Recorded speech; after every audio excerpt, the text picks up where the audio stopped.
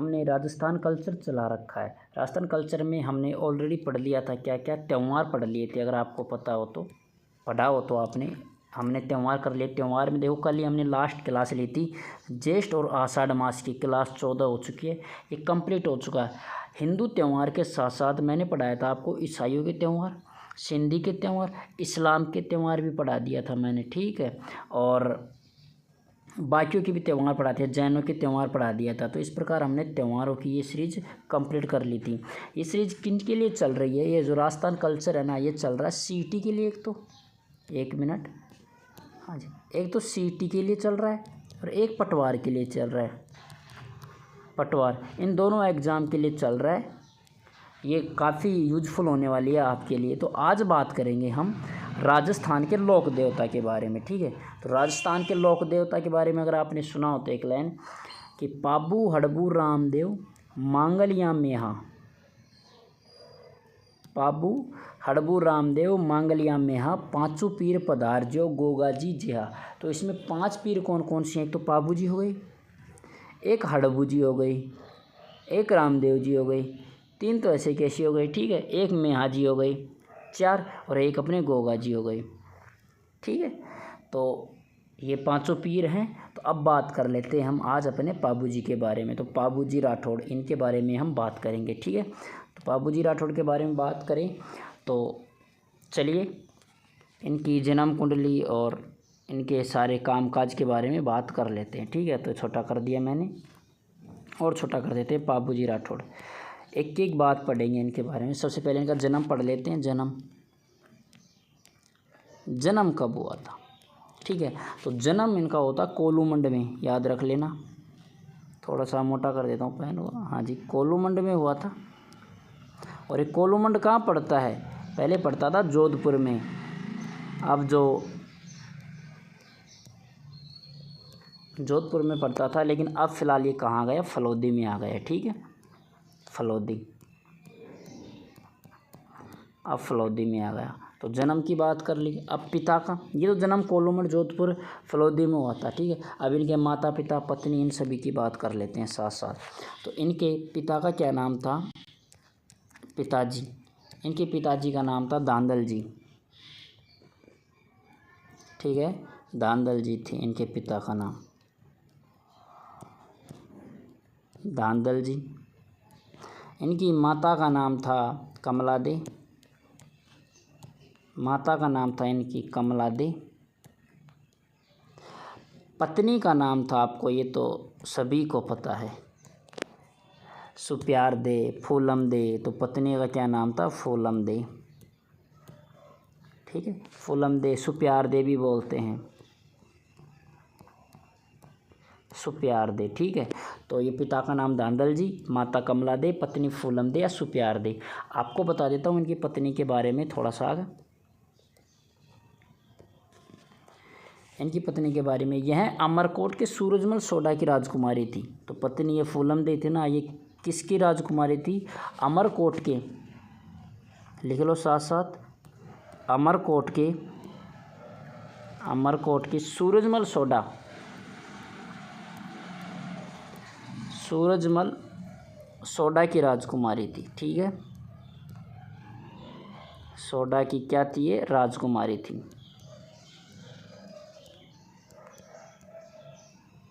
तो सुप्यार दे कौन थी? तो आपको ये पता चल गया। अब बात कर लेते हैं कि बाबूजी के सहयोगी कौन कौन थे। ये आपको पता होना चाहिए, अगर आपको अच्छे से पता हो, अगर पढ़ा हो कभी तो। चांदा और डामा नाम सुना होगा आपने। तो सहयोगी की बात कर लेते हैं, ठीक है। तो सहयोगी चांदा और डामा, चांदा था और वह डामा, ठीक है, ये दोनों सहयोगी थे। और मैं आपको बता दूं ये दोनों भील जाति के थे, भील जाति के, भील जाति के थे। तो आपको पता होना चाहिए कि अपने बाबूजी क्या थे? राठौड़ थे। और सहयोगी कौन थे? भील जाति के थे। तो पहले जाति भेदभाव इतना होता नहीं था जो आज पीक पर पहुंच गया है, ठीक है ना। पहले भी सहयोग किया जाता था। इनकी घोड़ी की बात कर लेते हैं और ये काफ़ी फेमस सवाल आता है कि बाबूजी की घोड़ी का क्या नाम था। तो सभी को पता है केसर कालमी। केसर कालमी इनकी घोड़ी का नाम है। और ये घोड़ी किनकी थी आपको ये भी बता देता हूँ मैं। हमें एक मिसकंसेप्शन रहता है कि ये घोड़ी किसकी थी, बाबूजी की थी, लेकिन नहीं, बाबूजी ने तो अपनी शादी के लिए बस थोड़ी देर के लिए ली थी, शादी के लिए 1-2 दिन के लिए ली थी घोड़ी। वैसे ये घोड़ी थी अपने चारण महिला जिसका नाम था देवल। तो देवल नामक एक चारण महिला थी, उसकी घोड़ी थी। देवल नामक चारण महिला की घोड़ी थी, चारण महिला की घोड़ी थी। ठीक है, तो ये याद रख लेना। कभी आप सोचोगे बाबूजी की घोड़ी थी, नहीं। जो केसर कालमी थी ना, ये देवल नामक चारण महिला की घोड़ी थी। ओके, और अगली बात कर लेते हैं, इनका मेला कब भरता है।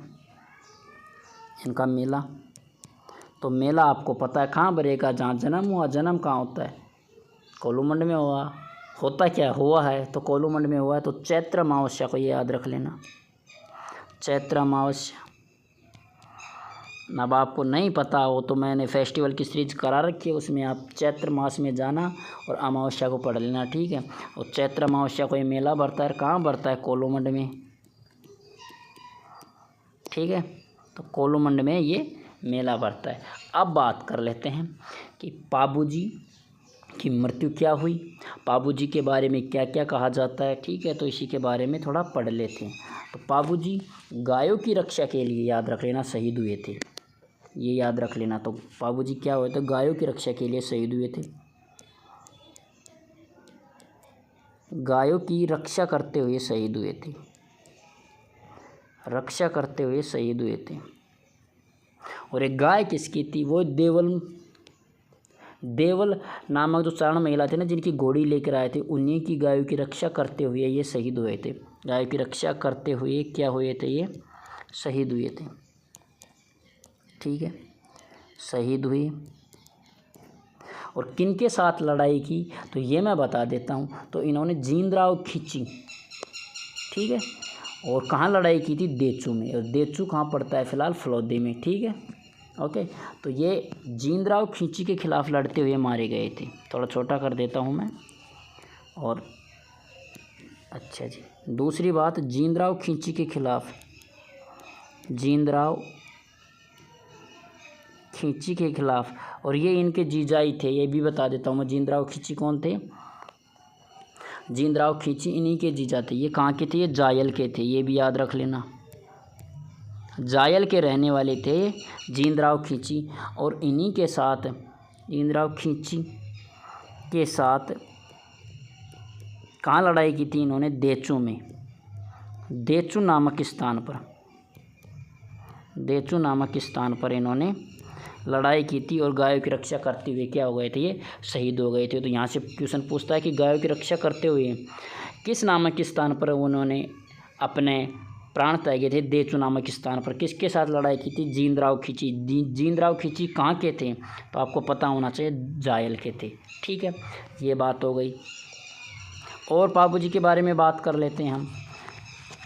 इन्हें लक्ष्मण का अवतार कहा जाता है, ये भी याद रख लेना। इन्हें क्या कहा जाता है, लक्ष्मण का अवतार कहा जाता है, लक्ष्मण का अवतार कहा जाता है। और 3 फेरों के बीच में ही उठकर आ गए थे, 3 फेरों के बीच में। ये भी याद रख लेना कि बाबूजी ने क्या पूरे फेरे लिए थे, नहीं, ओनली और 3 फेरे लिए थे। 3 फेरों के बीच में उठकर आ गए थे, बीच में उठकर आ गए थे, उठकर आ गए थे। ठीक है, कहानी क्या थी कि जब बाबूजी घोड़ी लेने गए थे, किसकी, देवल की, केसर काल में घोड़ी लेने गए थे। तो देवल नामक वो महिला ने बोला कि पीछे से क्या होता है, मेरी गायों की रक्षा के लिए मुझे घोड़ा चाहिए, मैं आपको नहीं दे सकती। तो बाबूजी ने क्या कहा कि आपकी गायों की रक्षा मैं करूँगा, अगर कुछ भी हो जाए तो, चाहे मुझे 20 फेरों में से उठना क्यों ना पड़े। तो यही हुआ था कि जींदराव खींची है ना, उसने गायों को उठाकर ले गया था, वो खोल कर चल ले के गया था। तो पीछे से जब जायल महिला, वो देवल नामक महिला आती है, बाबूजी को कहती है कि आपने मुझे प्रॉमिस किया था, आपने मुझे वादा किया था कि आप मेरे गायों की रक्षा करेंगे। तो इस कारण उन्होंने बीच फेरे में से ही उठकर चले गए थे। लक्ष्मण का अवतार कहा जाता है इन्हें, ठीक है। इन्हें ऊट रक्षक देवता कहा जाता है, याद रख लेना। इन्हें क्या कहा जाता है? ऊट रक्षक देवता कहा जाता है। और ये इम्पोर्टेंट है, यहाँ से याद रख लेना, ऊट रक्षक देवता कहा जाता है। गायों की रक्षा करते हुए तो शहीद हो गए थे, लेकिन ऊंट रक्षक देवता कहा जाता है इन्हें। तो ठीक है, ऊंट रक्षक देवता है। और ऊंट रक्षक जो ऊंट रखती हैं कौन कौन सी? तो राइका,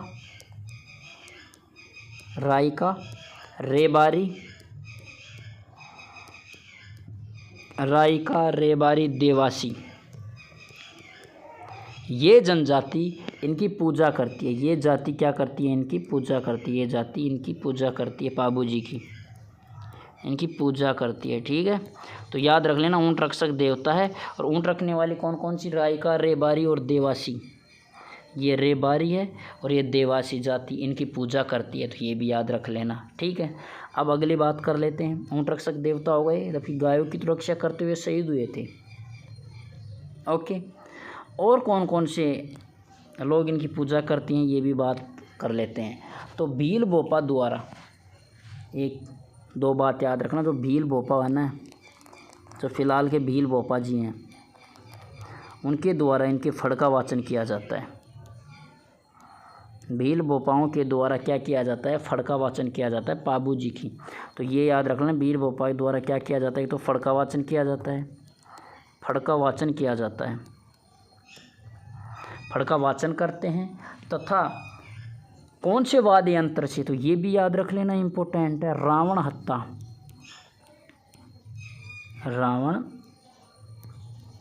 हत्ता वाद्य यंत्र बजाते हैं, वाद्य यंत्र बजाते हैं, ठीक है।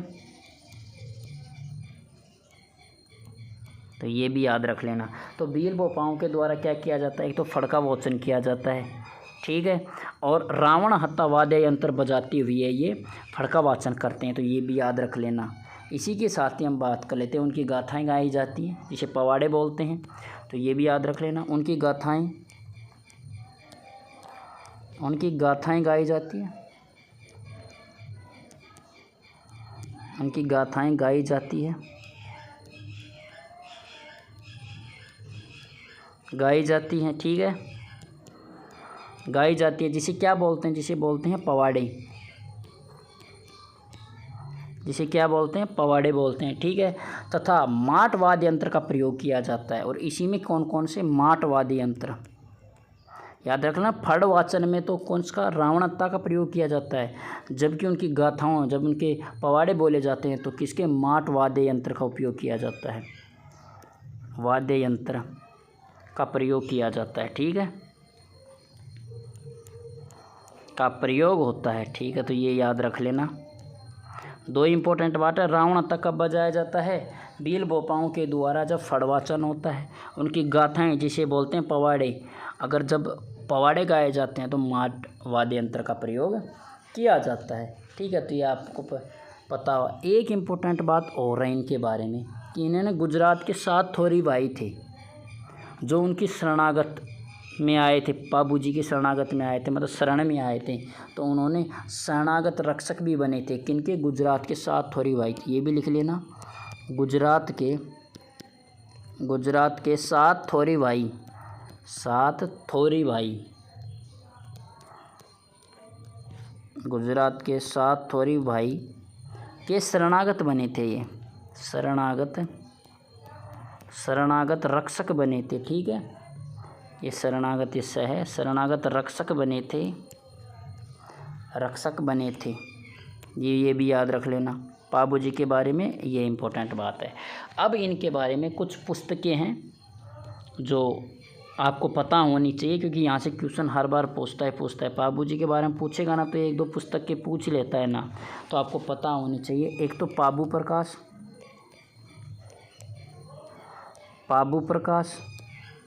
ठीक है। ये पाबू प्रकाश नामक पुस्तक किसने लिखी थी? बिट्टू मेहा जी ने, ठीक है, बिट्टू मेहा जी ने लिखी थी।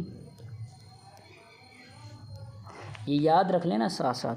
पाबूजीरा दोहा दूसरी पुस्तक का नाम है, पाबूजीरा दोहा, पाबूजीरा दोहा। और ये किसने लिखी थी पाबूजीरा दोहा नामक? ये लगराज ने लिखी थी, लगराज जी ने लिखी थी, तो ये भी याद रख लेना। तीसरी पुस्तक का नाम है, और छोटा कर लेते हैं, और चारों पुस्तक ही यहीं 4-5 पुस्तक हैं वो सारी यहीं लिख देते हैं। थर्ड पुस्तक है, थोड़ा बड़ा कर लेता हूँ मैं इसमें। थर्ड पुस्तक है इनकी पाबूजीरा सोरठा, पाबूजीरा सोरठा, ठीक है। और पाबूजीरा सोरठा नामक पुस्तक किसने लिखी थी? ये भी याद रखें, रामनाथ जी ने, रामनाथ जी ने, रामनाथ जी ने। और एक और लास्ट बुक है, ये याद रख लेना, पाबूजीरा रूपक, सॉरी पाबूजीरा, पाबूजीरा रूपक, पाबूजीरा रूपक। और ये लिखी थी मोतीसर बगतावर ने, ये भी याद रख लेना, मोतीसर बगतावर ने, ठीक है। तो इसका और छोटा करके थोड़ा सा इधर लिख देता हूँ, मोतीसर बगतावर ने, बगतावर, ठीक है। तो इनकी 4 पुस्तकें ये याद रख लेना।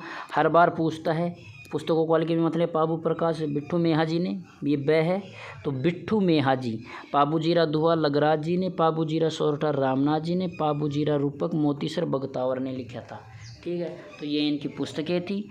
और इसी के साथ ही एक बार हम दोबारा रिवीजन कर लेते हैं। मैं एक बार दोबारा फटाफट बता देता हूँ हमने क्या क्या पढ़ लिया पाबूजी के बारे में। तो ये याद रख लेना साथ साथ कि जन्म कोलूमंड में हुआ था, जोधपुर में। पिता दांदल जी हैं, माता कमला दे, पत्नी फूलम दे जो अमरकोट के सूरजमल सोडा की राजकुमारी थी। सहयोगी चांदा डामा थे, भील जाति के थे, घोड़ी केसर काल में थी। हालांकि ये घोड़ी पाबूजी की नहीं थी, ये किसकी थी? देवल नामक चारण महिला की थी। ये भी याद रख लेना कि महिला कौन थी? चारण महिला थी, ठीक है। फिर बात करते हैं मेला चैत्र अमावस्या को भरता है, कोलूमंड में भरता है मेला। बात करते हैं गायों की रक्षा करते हुए शहीद हुए गए थे, किसके खिलाफ लड़े थे? जींदराव खींची जो इन्हीं के जीजा थे, पाबूजी के जीजा थे, ठीक है। जायल के रहने वाले थे तथा देचू नामक स्थान पर इन्होंने लड़ाई की थी। इन्हें लक्ष्मण का अवतार बोलते हैं। 3 फेरों के बीच में उठकर आ गए थे ये, ठीक है। थोड़ा शोर हो रहा है लेकिन कर लो एडजस्ट। तो लक्ष्मण का अवतार बोलते हैं, 3 फेरों के बीच में ही उठकर आ गए थे। ऊंट रक्षक देवता है, रायका रेबारी देवासी जाति इनकी पूजा करती है। भील जाति के भोपे द्वारा इनका फड़का वाचन किया जाता है। फड़ वाचन करते समय रावण हत्ता और पवाड़े के समय माट वाद्य यंत्र का प्रयोग किया जाता है, ठीक है। गुजरात के 7 थोरी भाई इनके शरणागत रक्षक बने थे। और ये 4 पुस्तकें हैं जो आपको याद होनी ही चाहिए, ठीक है। तो ये आज के लिए इतना ही बहुत। एक एक लोक देवता पढ़ेंगे हम और सारे लोक देवता की बात करेंगे। लोक देवता, लोक देवी सभी, मतलब हम कल्चर को कंप्लीट करेंगे, ठीक है, एग्ज़ाम होने से पहले। तो ये याद रख लेना। जाते जाते चैनल को आपको पता है क्या करना है, क्योंकि आप करते तो हो नहीं, फिर भी बताना पड़ता है। चैनल को आपको सब्सक्राइब ज़रूर करना है, ठीक है। ये तो बड़ा बड़ा हो गया। चैनल को क्या करना है? आपको सब्सक्राइब करना है, लाइक शेयर और कमेंट वीडियो पर करना है, ठीक है। और कितना अच्छा पार्ट लगा और आपको कौन से और भी इम्पोर्टेंट जो आपको पता हो पाबूजी के बारे में वो कमेंट कर सकते हैं, ठीक है। तो मिलते हैं नेक्स्ट वीडियो में।